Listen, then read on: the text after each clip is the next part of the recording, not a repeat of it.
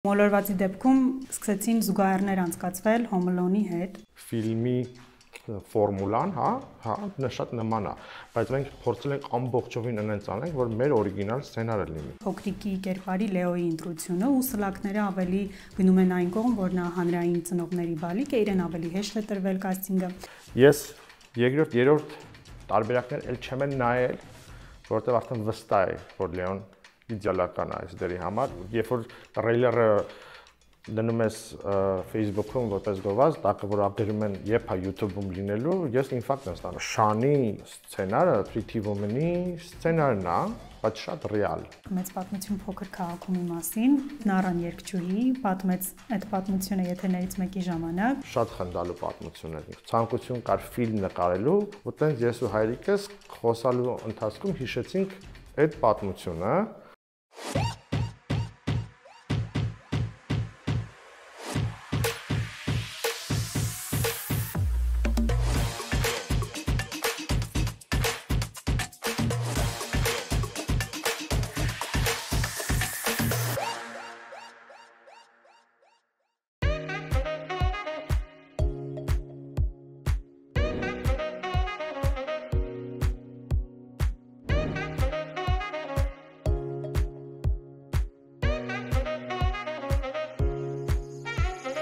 Եթե հետաքրքրված ես բիզնեսով ու անձնային բրենդի զարգացմամբ եւ արդեն իմ ալիքում ես, ապա բաժանորդագրվիր ու սեղմիր զանգակին, ծանոթանալու իմ հետագա հյուրերի հաջողության պատմություններին։ Զանգակային։ Գորշ շնորհակալ եմ զրույցի հրավերը ընդունելու համար եւ իհարկե շնորհավորում եմ, օրերս կայացավ Մոլորվածը ֆիլմի պրեմիերան։ Merci շատ։ Ինձ միշտ անձնապես հետաքրքրել է հենց ռեժիսորի էմոցիաները պրեմիերայի օրը, երբ այդքան աշխատանքը կատարված է, ոչինչ փոխելու հնարավորություն չկա ու ժամանակն է ֆիլմը հանձնել հանդիսատեսին։ Անկեղծ ասած, ես այդ օրը չեմ սիրում, որովհետև այդ օրը ինքը իմ համար շատ ծանր օր է։ Պրեմիերաները ընդհանրապես որ արվում են, իրենք նպատակ ունեն որպես լավ ինքը process-ը, որ գովազդես քո ֆիլմը, բայց այդ ֆիլմին գալիս են նայելու այն մարդիկ, որոնք քեզ շատ հարազատ են, որոնք ֆիլմի վրա աշխատել են, հանրային մարդիկ են, ու անկեղծ ոչ մի անգամ ես պրեմիերայի ժամանակ ճիշտ գնահատականը չեմ հասկանում ֆիլմի, որովհետև շատ մարդիկ ֆիլմի մասին գիտեն, աշխատել են, տեսել են, եւ ռեակցիաները մի քիչ ուրիշ ձևի են։ Ես անկեղծ սիրում եմ ֆիլմը դիտել հասարակ հանդիսատեսի հետ, որը ընդհանրապես ոչ մի բան չգիտի։ Դրա համար միշտ պրեմիերան իմ համար անհանգիստ process է, որ ամեն ինչ ուզում ես շատ լավ լինի, ու ամեն ինչ անում ես, որ կոնկրետ բոլորին ուրախացնես։ Դրա համար այդպես օրերին ավելի ներվային եմ, քան բան էլի հանգիստ։ Իսկ Մոլորվածի դեպքում արդեն հասցրել եք հասարակ հանդիսատեսի հետ դիտել։ Մի անգամ Գյումրիում եմ դիտել հասարակ հանդիսատեսի հետ ու շատ հաճելի էր, որովհետև տարբեր տեղեր տարբեր ռեակցիաներ են լինում։ Ինձ հետաքրքիր է, մենք ցուցադրում ունենք Միացյալ Նահանգներում շուտով, հետո Կանադայում, որտեղ ես ներկա եմ լինելու, ու ինձ հետաքրքիր է, որտեղ տարբեր հայեր, որտեղ ապրում են տարբեր երկրներում, թե ինչ ձևի ռեակցիա կտան ֆիլմին, որտեղ իմ մոտ միշտ այտենց լինում է, էլի, որ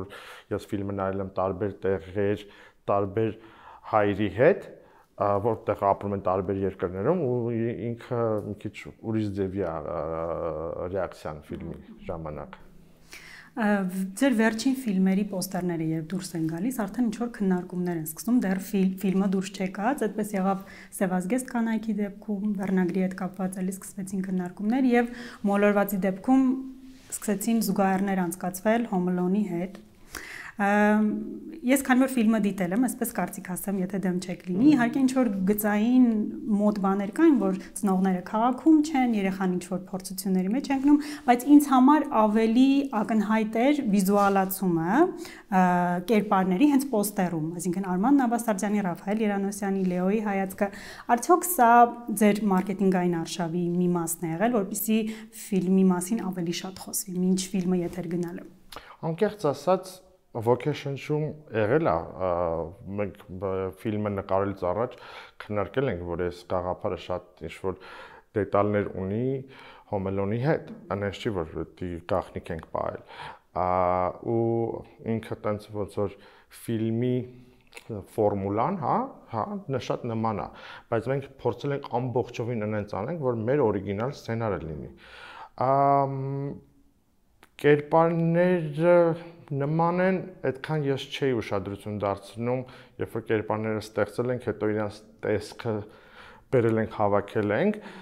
Պոստերի գաղափարը եղել է իմը, բայց ինքը պոստերի գաղափարը ես տեսել եմ մի հատ ուրիշ ֆիլմի պոստեր, որը այտենց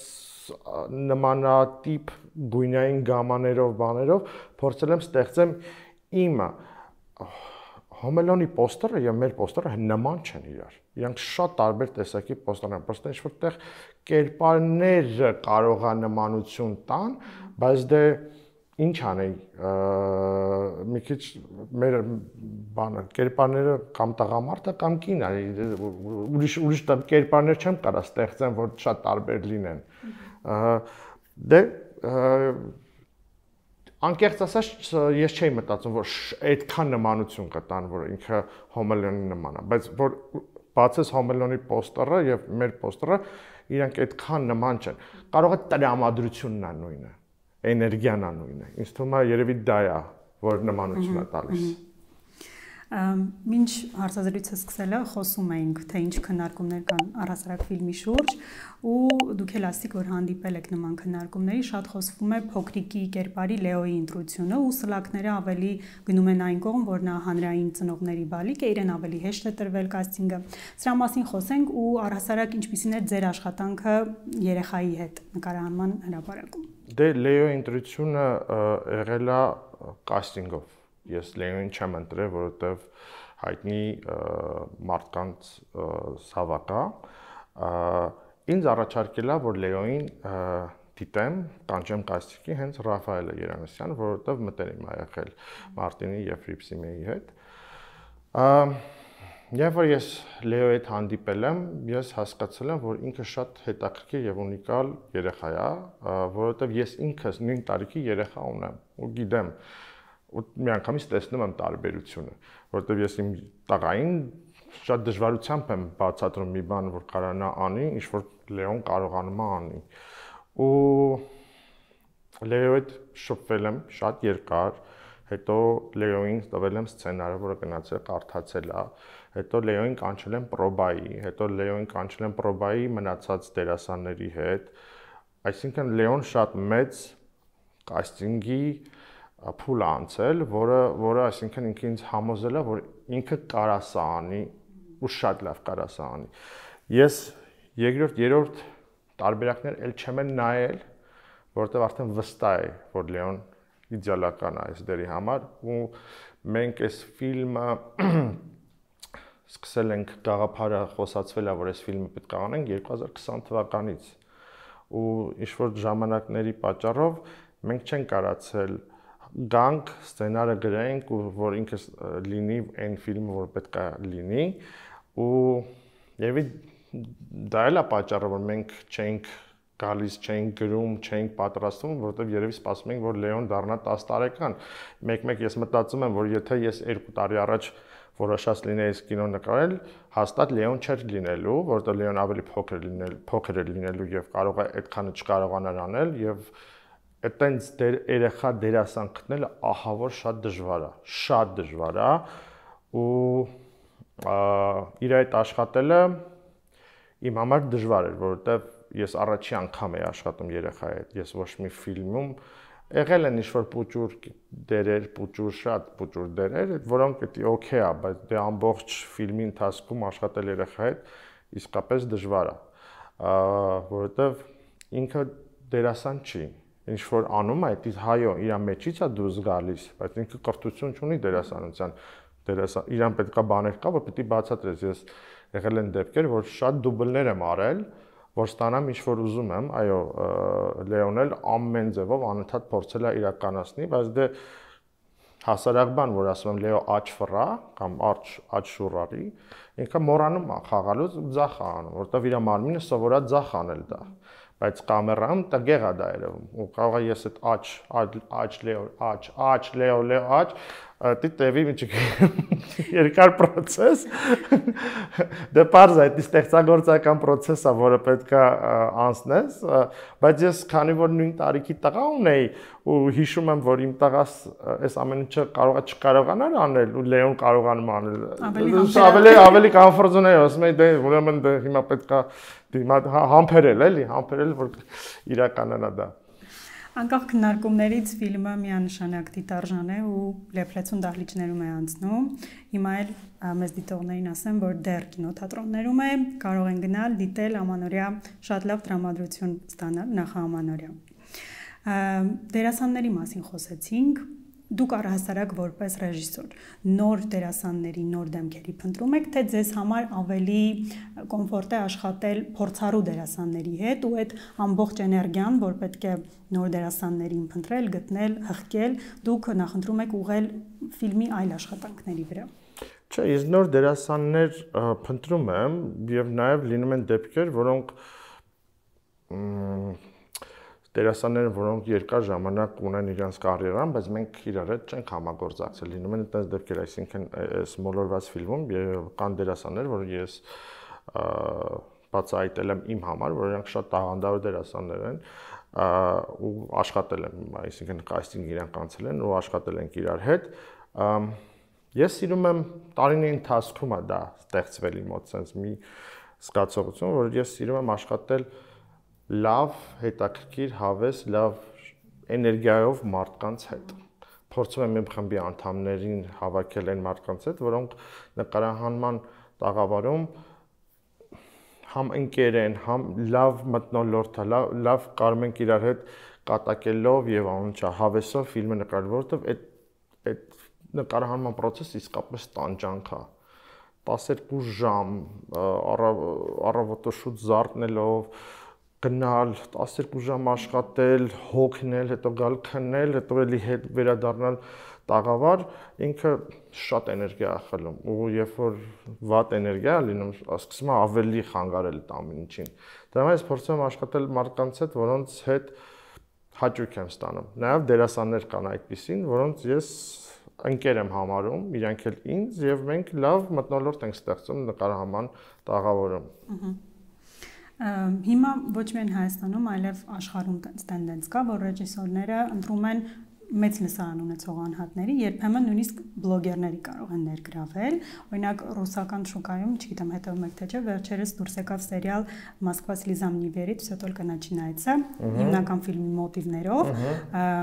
բայց դե նոր սցենարով։ Ու այնտեղ 3 գլխավոր աղջիկներից մեկի կերպարը բլոգեր աղջիկ էր մարմնավորում, որը շատ էլի քննարկվեց իրենց մոտ։ Իմ կարծիքով ինքը շատ լավ էր կերտել կերպարը ու դերասանուհին, որ արդեն մեծ տարիքում իրեն խաղում էր, իր ստեղծած կերպարն էր շարունակում, այսինքն ինքը այդքան երանգները կարողացել էր ստանալ։ Ձեզ համար մասնագիտական կրթությունը կարևոր է, թե երբեմն տաղանդը կհաղթի։ Իմ համար մասնագիտությունը սովորածը թե սովորած ընդհանրապես կապ չունի։ Ես երևի իմ կյանքում ավելի շատ աշխատել եմ ոչ պրոֆեսիոնալ դերասանների հետ։ Լավ օրինակ բերեմ ձեզ 2012 թվականին ես նկարել եմ մի հատ ռուսական ֆիլմ, որը կոչվում է Bilet na Vegas։ Bilet na Vegas-ի ժամանակ մեծ կաստինգներ եմ անցկացրել ռուս դերասանների հետ գլխավոր հերոսու համար։ Գլխավոր հերոսին վերջում ընտրվել է Ինգրիդը Ալիրենսկը, որը այդ կինոից առաջ մի կինոյի մեջ է խաղացել ու ինքը ընդհանրապես դերասանական կրթություն չի ունեցել ու ինքը ինձ թվում է Աստծո կողմից ճակատը պաչած էր, որ ինքը պրոստը տենց դերասանուհի էր, որը միամիտ իրան փողոցում մոտեցել էին եւ ասել էին մենք կաստինգ ենք անում ֆիլմի, կարող ա գաք, ինքն էլ տենց գնացել էր ու ընտրվել էր գլխավոր հերոսու դերը այդ իմ կինոից առաջ ու պրոդյուսերները ինձ փորձում էին համոզեին, որ դե ավելի շատ պետքա պրոֆեսիոնալ դերասանուհի վեկալել կաստինգի ժամանակ ու երկար կաստինգի process-ի ընթացքում մեկը Ինգրիդը բոլորին հաղթեց։ Ու ես համոզեցի բոլորին, տեսեք, որ այս աղջիկը ամենալավ տարբերակն է։ Իմ համար դա կապ չունի, կարևորը դերը եւ դերասանուհին ցենց իդեալական կան կապնեն իրար։ Հա ինքը դերասանուհին հասկանա թե դերը ինչ է ու ինքը կարողանա այդ դա տաղավարում իրականացնի, որովհետեւ տաղավարում շատ քիչ ժամանակ է խոսալ թե այդ կերպարի մասին։ Այդ կերպարը արդեն դերասանուհին պիտի գա կամ դերասանը պետք է գա արդեն պատրաստված։ Մենք պետք է կինոն նկարենք, այլ ոչ թե քննարկենք թե կերպարը ոնց է մտածում, ոնց է քայլում, ոնց է բանը։ Դրա համար ես փորձում եմ միշտ իմ դերասաններին գտնել կաստինգի ժամանակ, իրանք ու մենք երկար ժամանակ խոսանք, որ իրենք արդեն հասկանան թե կերպարը ով է, որ նկարահանման ժամանակ դրա մասին չմտածենք։ Գանք ձեր ֆիլմերին նորից։ Մի քանի հարցազրույց ինձ հանդիպեց, որտեղ դուք նշում եք, որ ձեր ամենաստացված ֆիլմը համարում եք Սևազգեստ կանայք։ Որպես հանդիսատես, դա փոքրիկ դանակ էր իմ սրտի մեջ, քանի որ ես կարծում եմ, որ ոչ միայն ձեր գործունեության մեջ, այլև առհասարակ մեր ֆիլմարտադրության նորագույն պատմության մեջ լավագույն կատակերգությունը կորած մոլորվածը Հայաստանում ֆիլմն է։ Ինձ հետաքրքիր է դուք ինչպես եք, ինչ չափանիշներով եք որոշում ֆիլմի ամենաստացված լինելը ու արդյոք հենց հանդիսատեսի արձագանքները ու սերը չի, որ այդ կարևոր չափորոշիչն է այս բaragայում։ Ինչ որ դու ասացիր, նույն այդ էներգիան նաև ունի մեծ պատմություն փոքր քաղաքում։ Հիմա այսինքն մարդ կա, այդ կինոն ավելի շատ է սիրում, քան կորած մոլորվածը։ Իմ կարծիքն է սա, ու վստահ եմ, որ այդ կարծիքը ավելի ճիշտ է, որովհետև այդ կինոները իրանք երկար կյանք են ունեցել արդեն։ Ու իրանք ինձ թվում է գինուպես այտենց լավ հինացել են ու հինանալով դառել են ավելի լավը։ Երբ որ ֆիլմերը դուրս են եկել, այն ժամանակում, երբ որ դուրս են եկել, այդ նույն ձևի չի եղել ռեակցիան մարդկանց մոտ։ Այտենց տպավորված չեն եղել, այտենց մարդիկ, որ մոտենում են ասում են մեծ պատմությունը կամ կորած մոլորված իմ ամենասիրած ֆիլմն է, այտենց ֆիլմ չկա, սկսում են ինչ-որ ֆրազաներ ասել ֆիլմից բան, դա ժամանակն է ստեղծել, որովհետև իրանք երկար կյանք են ունեցել։ Ու դրա պատճառով ես կարծում եմ իրանք մարդկանց մոտ ու հայկական կինո դարանի մեջ իրենց տեղն են գտել, բայց ելի եմ ասում, երբ որ իրանք արտադրվել են եւ դուրս են եկել, ռեակցիան նույն ձևի չի եղել։ Ես հիշում եմ ռեակցիաները այդ կինոյի, մարդկա որ չի հավանել այդ կինոն, կոնկրետ ինձ ասել է լավ կինո չի էսի։ Այսինքն կարծիք ա եղել, որը ես ընդունել եմ, բայց հիմա այտենց տեքստ չեն ասում ինձ, որովհետև 20 տարի անցել է, 15 տարի անցել է։ Իսկ եթե ես որ ասում եմ Սևազգեստ կանայքը իմ համար իմ ամենաստացված ֆիլմը, որովհետև ես ստեղծել եմ մի ֆիլմ, որտեղ ես կարծում եմ ավելի հասունացել եմ եղել որպես ռեժիսոր։ Ու ես ստեղծել եմ մի ֆիլմ, որտեղ ինքը ֆիլմը ամբողջովին իդեալական սցենար է, իդեալական նկարած է ու ոչ մի փոս չունի։ Դու չունես պատմության հետ կապված ինչ որ հարց։ Եթե ինձ մնա, որ ասեն արի կորած մոլորվածը նորից նկարի կամ մեծ պատմությունը նորից նկարի, ես հաստատ նույն ձևի չեմ կարա նկարեմ։ Ես ուրիշ ձևի կինոն կնկարեմ հիմա, որովհետև լրիվ ուրիշ ձևի եմ մտածում։ Այն վաղ 24 տարեկան եմ եղել, հիմա 44 տարեկան եմ։ Չեք կարծում, որ դա է հենց արժեքը, որ ժամանակի հետ իրանք մնացին, որովհետև շատ ֆիլմեր նկարահանվել են, եղել են մեկ անգամյա, մարդիկ նայել են, անցել են առաջ։ Այո, կա, այդպես ֆիլմեր կան։ Հիմա իմ ոչ միայն ձեր գործունեության, առհասարակ։ Հիմա իմ բախտը բերել է, բայց ես վստահ եմ Սևազգեստ կանայք այն ֆիլմերից մեկն է, որ 20 տարի հետո ունենալու է նույն ռեակցիան, ինչպես ունեցել է կորած մոլորվածը կամ մեծ պատմությունը։ Որովհետև ինքը այդ կախարդական բանը կա։ Ու ես վստահ եմ այս նոր մեր նկարած մոլորված ֆիլմը ինքն էլ է երկար կյանք ունենալու, որովհետև այդ իմ համար ցանկություն ա եղել, նպատակ ա եղել, որ ես նկարեմ մի ֆիլմ, որ ամեն նոր տարի ցանկություն լինի ընտանիքով նստեն նայեն, այսինքն հեռուստա կանալները փորձեն այդ ֆիլմը գնել եւ ցույց տալ ամանորյա գիշերը մեր հանդիսատեսի համար։ Այսինքն բաներ կա, որ մտածված արած, բայց այդ մտածված արածը, որովհետեւ էքսպերիենսը ես ունեի, ես սկզբից այտենց չեմ մտածել, չէ՞։ Ես կարել եմ ֆիլմ, որը իմ մեջից դուրս է եկել։ Ես ուզեցել եմ անեմ ֆիլմ, որը այդ պատմությունը չկա, այդ պատմությունը պատմեմ։ Բայց տարին ընթացքում շատ բան ես սովորում, թե ինչ է լինում, ոնց է լինում ու փորձում ես բերես քո product-ը, ստեղծես ու հարմարացնես այդ գաղափարին։ Ճիշտ պատասխանեցի։ Իմ համար բան չի փոխվում, եկա, որովհետև ես այդ ֆիլմը նայել եմ մի 100 անգամ, որտեվ ինձ հիստերիայի հասցնում, չեմ կարող բացատրել։ Իսկ Սևազգեստ կանայք է քանի անգամ ես նայել։ Սևազգեստը մի անգամ։ Մի հատ էլ նայ։ Մի հատ էլ նայ։ Ի տարբերություն այն բանի կորած մոլորվածի ու Սևազգեստ կանայքի, եթե համեմատենք, դե առաջինը որ իրանք շատ մեծ տարիքային տարբերություն ունեն, այնի մեծ տաղեսա էսի փոքր աղջիկս, հա, ու իրանք շատ են ցույց տվել։ Կորած մոլորվածը։ Այո, շատ են ցույց տվել։ Այսինքն անընդհատ ինքը հայտնվել է։ Իսկ Սևազգեստ կանայքը ինքը քանի որ էկրաններից դուրս եկավ, հետո ինքը գնաց սթրիմինգի մեջ, այսինքն դու պիտի եթաս այդ սթրիմինգով նայես, կարծեմ մի անգամ հեռուստացույցով են ցույց տվել, ինքը հələ այդ կյանքը չի ապրել։ Ուղղակի կորած համոզում եմ, էլի։ Համոզում։ Ես գիտեմ նաև, որ կորած մոլորվածը եղել է Netflix-ում, ֆիլմերի շարքում։ Ինչպես հայտնվեց այնտեղ ու ինչ կյանք ունեցավ այդ հարթակում։ Դե միջև այսօր ինքը եթե Netflix-ում չի, ես ինչքան գիտեմ, որ ինքը Amazon-ի Prime Video-ի մեջ է այդ ֆիլմը։ Ինքը երբ որ մենք իրան նկարեցինք, դա հնարավորություն եղավ, որ Միացյալ Նահանգներում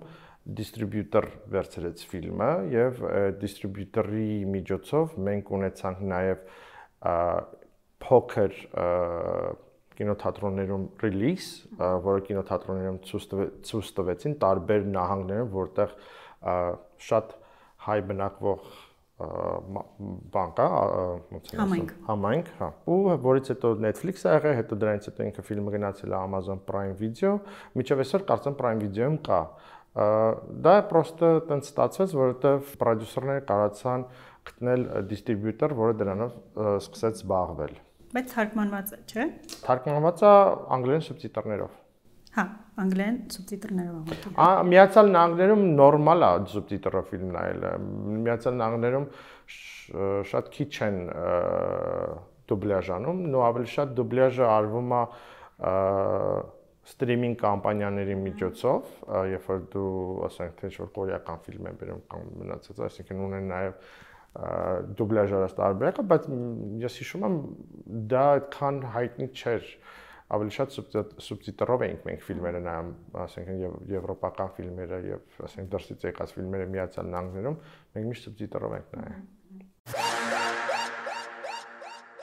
Lumo Studio-ն առաջարկում է բոլոր նախապայմանները լավ կոնտենտ ստեղծելու համար։ Եթե ցանկանում եք ստեղծել food content, Lumos-ում կգտնեք նորաոճ խոհանոց կահավորված իրական գազօջախով, սառնարանով, ջեռոցով եւ սպասքով։ Իսկ մյուս գերհագեցած տեխնիկայով եւ ռեկվիզիտներով զոնաներում կարող եք կազմակերպել ձեր ֆոտո եւ վիդեո նկարահանումները։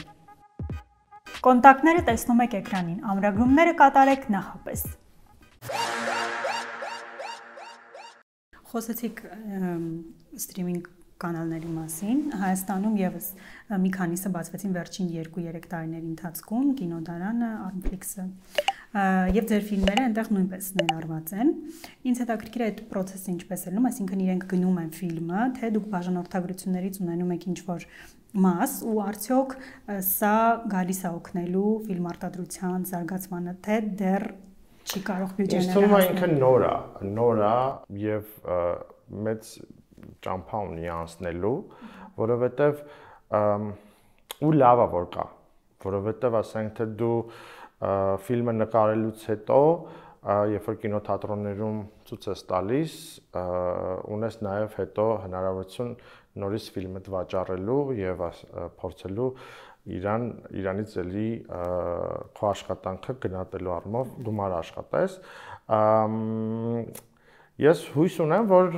հիմա օրինակ Միացյալ Նահանգներում սթրիմինգ կամպանիաները շատ ուժեղ են, հավասար են համարյա մեծ դիստրիբյուտոր կամպանիաներին, այսինքն ինքը Netflix-ը, Apple TV-ն, Hulu-ն եւ Disney Plus-ը դրանք բոլորն էլ իրանք ֆիլմերն են նկարում, նաեւ այդ ֆիլմերը սկզբից բարձրանում են էկրաններ, հետո նոր գալիս են մտնում են իրանց սթրիմինգի մեջ։ Եթե այն նպատակը ինչ որ իրանք իրականացնում են ստեղ, արդեն սկսել են իրանց օրիգինալ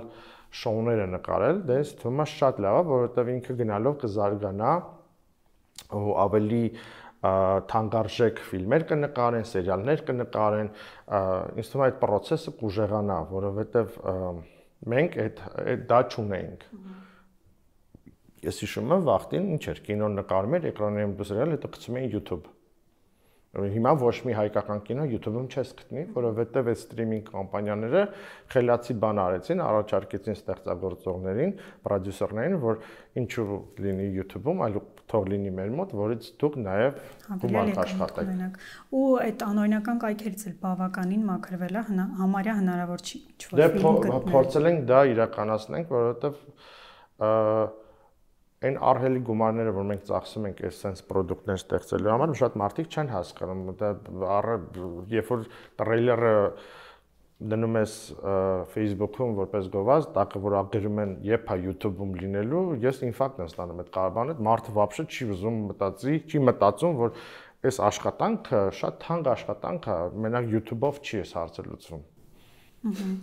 Հա, համաձայն եմ։ Վերջին ամիսներին Վաչե Թովմասյանի ու Կարեն Կարագոլյանի այդ հաջողություններին վստահ եմ հետևել եք ու կարծես դրանից հետո մեզ համար մի քիչ ավելի իրատեսական է դառնում մեր դերասանների, ռեժիսորների մուտքը Հոլիվուդ։ Ես կարծում եմ, որ հիմա առհասարակ աշխարհը ինչ որ նոր բանի կարիք ունի այդ ամերիկյան կինոից այն կողմ։ Ինչ է կարծում փոքր ազգերի այսպես էթնիկ առանձնահատկությունները ֆիլմում ներառելը, որը իդեպ արեց հենց Շոն Բեյքերը, կարող է փոխարինել այդ միլիոնավոր դոլարներին կամ էլիս դերասաններին ներգրավվածությանը, այսինքն լավ սցենարը ու այդ էթնիկ առանձնահատկությունները կարող են դառնալ ֆիլմ, որը կգրավի աշխարհը։ Բայց դա միշտ էլ եղել է։ Ասենք թե եկեք վերցնենք Էմիլ Կուստուրիցայի ֆիլմերը, իրանք հենց այդպես են եղել, ինքը այնպես ֆիլմեր են նկարել, որ մեր համար այնպես հետաքրքիր աբսուրդ բաներ են եղել։ Ամեն ժամանակում դա կա տարբերություն, պրոստը այս մեկը, որտեղ Շանը լինելով Կարենի երկար տարիների ընկերը ու Կարենն էլ նկարվել է բոլոր Շանի կինոների մեջ, իսկ իրանց առաջի գործը չի եղել։ Այսինքն դրանից առաջ իրանք 10 հատ կինո են նկարել, չգիտեմ, 10 հատ, 8 հատ, 7 հատ, քանի հատ կինո են նկարել ու նույն գաղափարը եղել է մյուս կինոների մեջ, հիմա այս մի կինոին ստացվել է, դռները ավելի են բացվել։ Ու շատ ուրախ եմ, բայց կինոարտադրությունը ինքը Ամերիկայում բիզնես է, ու թանկ բիզնես է, ու Շոնի հիմա Շոնը եկել է հասել է մի հատ տեղ, որտեղ ինքը շատ բարձր կարգի ռեժիսոր է, որտեղ համ Պամդիոր է կրել, համ Օսկար է կրել, ու հիմա կնկարի էլի իր ուզած կինոն, բայց այդ ուզած կինոն չի լինելու բլոկբաստեր։ Իսկ Միացյալ Նահանգներում հետաքրքիր է բլոկբաստերը։ Հիմա կնկարի մի հատ կինո, որտեղ կփորձեն ծախել բլոկբաստերի ֆորմատի մեջ, ինչ կլինի, ոնց կլինի, չես կարող ասես։ Կինո նկարելը համարյա ռուլետկի նման խաղալ բան է, կամ սևի վրա ես դնում, կամ կարմիրին, չգիտես որի վրա ընկնելու հետո քո բախտը։ Անկեղծ ասած, Շանի սցենարը այդքան էլ օրիգինալ սցենար չի եղել, եթե համեմատենք ինքը Pretty Woman-ի սցենարն է, Կրասոtkայի սցենարն է, բայց շատ ռեալ, ոնց կլինի իրական կյանքում, ոնց կվերաբերվեն կերպարները իրական կյանքում, ինքը իրականությունն է ցույց տալիս, այդ աշխարհին, որը մենք գիտենք այդ աշխարհը, այնպես չի որ մենք չգիտենք այդ աշխարհը կամ այդ տեսակի ֆիլմ չենք տեսել։ Իր մոտեցումը տենց է եղել։ Ու ինչ որտեղ էլ այդ ֆիլմը շատ այդ տարբեր տեսակի կերպարներ, որ մտել են այդ ֆիլմին, շատ կայֆ աղոբի բար ացանվել ու շատ ճիշտ ձևի մատուցվել է հանդիսատեսին, որը տենց նայելուց դու հաճույք է ստացել, որովհետև լինելով հայ, տենում ես հայ դերասաններին, ես օրինակ երկուսին էլ ճանաչում եմ, երկուսի հետ շփվում եմ, ընկերություն եմ անում, ու համար շատ հաճելի էր տեսնել իմ ընկերները մի հատ շատ մեծ ֆիլմում, որը շատ բարձր տեղեր հասավ։ Քանի որ հարցազրույցի ընթացքում խոսեցինք մեծ պատմություն փոքր քաղաքի մասին, սրա մասին չեմ կարող չհարցնել, վերջերս Նարան երգչուհի պատմեց այդ պատմությունը եթերներից մեկի ժամանակ, որ դա իրական պատմություններ ինքն էլ ձեզ փոխանցել, ինչպես այդ պատմությունը ձեզ հասել ու ասացիք նաև, որ եւ նոր դուրս եկավ ֆիլմը շատ լավ չընդունվեց։ Չէ, հակառակը լավ ընդունվեց, բայց այն տեսակի արձագանքները, որ վերջի ես 5-7 տարում ստանում եմ, որ էսի աշխարհի ամենալավ կինոն է, ոչ մեկ չի ասել դու աշխարհի ամենալավ կինոն ես նկարել, այդ վաղտի ինձ։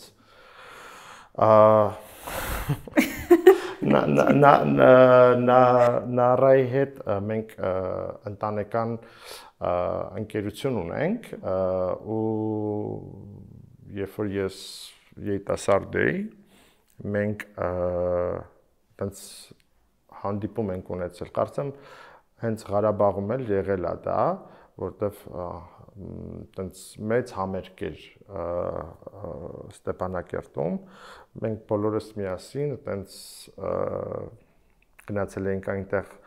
ես պրոստը տենց որպես իրանց ծանոթ Արտուրը Գրիգորյան իմ կնքահայրն է, այդ ժամանակ այտենց բոլոր երկիշներով, բաներով գնացել էին համերգի, ու այտենց եղանի շուրջ Նարան էս պատմությունը պատմել է, որը շատ այտենց տպավորիչ ու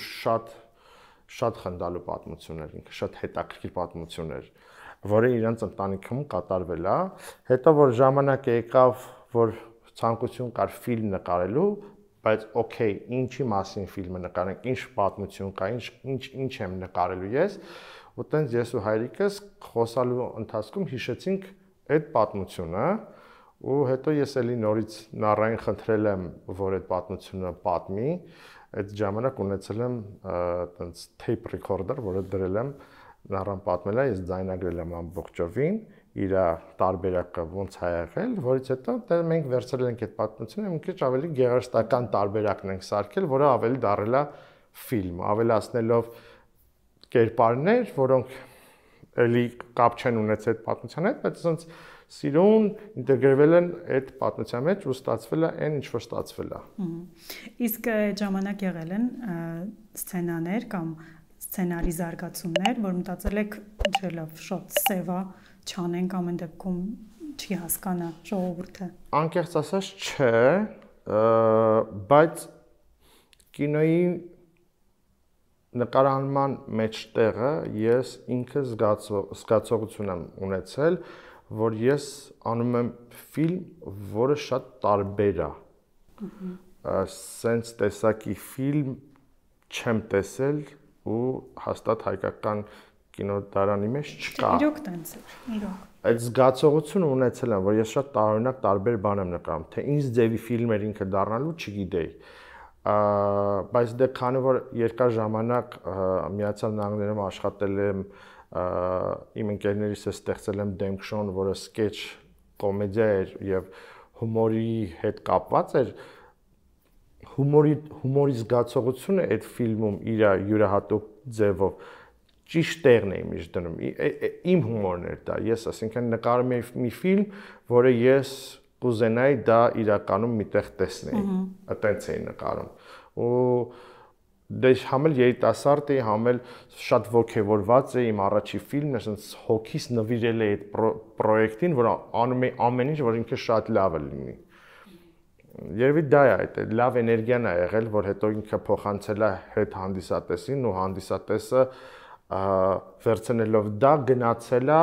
ու սկսել է պատմել այդ կինոյի մասին ուրիշ մարդկանց, որոնք եկել են, որովհետև այդ ժամանակ 2006 թվականին, երբ որ կինոն դուրս եկավ, այտենց մեծ գովազդային արշավներ հնարավորություն չկար անելու։ Ու ինձ ասեցին, որ հայկական կինոն ընդհանրապես Հայաստանում չի աշխատում։ Ընդհանրապես ոչ մեկին հետաքրքիր չի ոչ մի հայկական կինո։ Ու շատ կարա մի շաբաթ էկրաններում լինի, բայց դա էլ իմ խաթր, որ ասինքն Մարտուն Ադոյան, ով որ տնօրենն էր կինո Մոսկվայի, այտենց պապայիս ընկերն էր, ասեց, որ քեզ շատ եմ սիրում, փորձենք մի շաբաթ ցույց տանք։ Այդ մի շաբաթը դառավ 3 ամիս։ Բայց դա կինոն արեց, որովհետև հանդիսատեսը թազա բան էր տեսել, այտենց այդ տեսակի կինո չէր տեսել հայկական, ու երևի որ թատրոնից դուրս էին գալիս, խոսում էին այդ ֆիլմի մասին։ Իսկ դուք ինչ որ գովազդային արշավներ ամեն դեպքում արեցիք, թե գովազդային արշավը եղել է 4 հատ բան։ Եղել է պոստեր կինո Մոսկվայի վերևը, եղել է պոստեր Թումանյան փողոցի վրա օպերայի այդ բանին, որտեղ այդ վաղ պոստերների շարք կար, եղել է պուճուր sense կարտեշկաներ ջազվե կաֆեներում, որտեղ խնդրել է Արտուր Ջանիբեկյանը կարող ենք այդպես գովազդել, եւ H2-ով տրեյլերատիպ գովազդ է եղել։ Այդ 4 գովազդն է եղել, ուրիշ բան չի եղել։ Շատ եմ սիրում այդ ժամանակների արշավների մասին լսել։ Շատ հետաքրքիր է։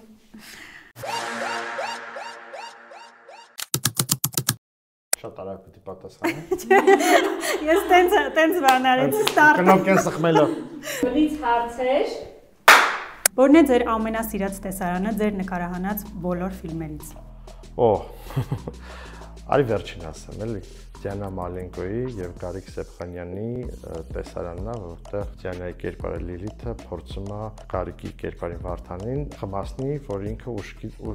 ուշքը գնա ընկնի, էլի։ Այդ տեսարանը շատ եմ սիրում, որտեղ համել այդ տեսարանը գրելուց եմ շատ հավանել, թե ոնց է ստացվել։ Որն է ձեր ամենահամարձակ ռեժիսորական որոշումը։ Դե բլիզ չէ, դե մտածեմ։ Կարանք թողենք վերջում։ Դավայ, միած հեսա փորձենք հետո։ Ձեր ֆիլմերից որ հերոսի կյանքով կցանկանայիք մեկ օր ապրել։ Ոչ մեկի, հաստատ։ Կա կերպար, ում ձեզ բնորոշ հատկանիշներով եք կերտել։ Ինձ չէ, բայց շատ կերպարներ կան, որոնց ես անձամբ ճանաչում եմ, որ մենք ֆիլմի մեջ